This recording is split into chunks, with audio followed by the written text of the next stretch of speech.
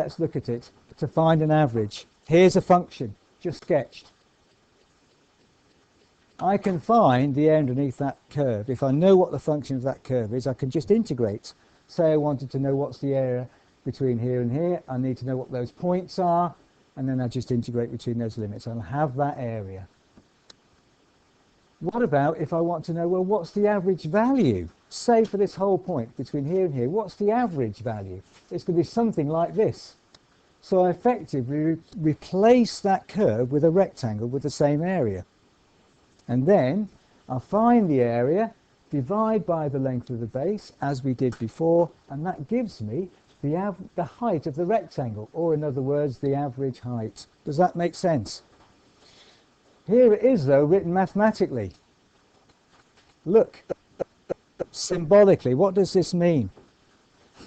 The average, this line is always used, this bar, to find average value. What's the average value of the function? That's what that's saying.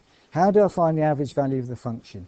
I integrate between the limits x1 and x2. So I take any 2 points, x1 and x2, and I integrate between those. I integrate the function between those points. What am I doing when I do this? I'm finding the area, aren't I? I'm integrating between those 2 points. And then, well, what are those 2 points? X1 and x2. So that means this must be x1 and that must be x2 if I find that area. Ooh. So we've got these limits x1 and x2, and I'm not going to attempt to be clever again.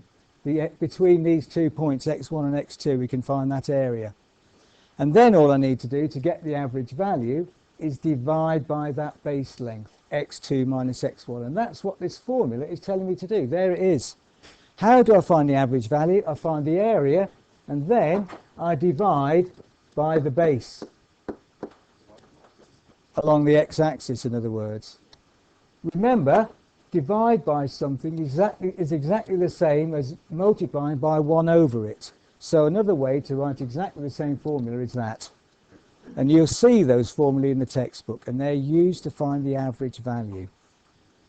So what I want to do now is look at one example of how we use it, and then I'll be finished for today and we can get on with assignment work.